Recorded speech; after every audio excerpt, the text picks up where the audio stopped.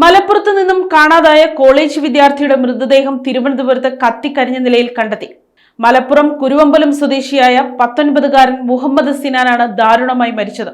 കഴിഞ്ഞ ചൊവ്വാഴ്ച മുതലാണ് മലപ്പുറം കുരുവമ്പലം പൊട്ടിപ്പാറ വീട്ടിൽ ബഷീറിന്റെ മകനായ സിനാനെ കാണാതാകുന്നത്.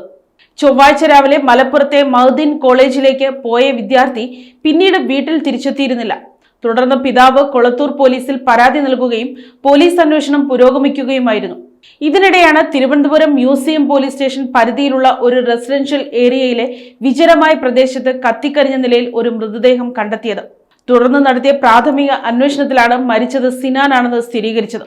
ഈ വിവരം തിരുവനന്തപുരം പോലീസ് കൊളത്തൂർ പോലീസിന് കൈമാറുകയായിരുന്നു. വിദ്യാർത്ഥി എങ്ങനെ തിരുവനന്തപുരത്ത് എത്തിയെന്നതിലും മരണകാരണത്തിലും പോലീസ് സമഗ്രമായ അന്വേഷണം ആരംഭിച്ചിട്ടുണ്ട്.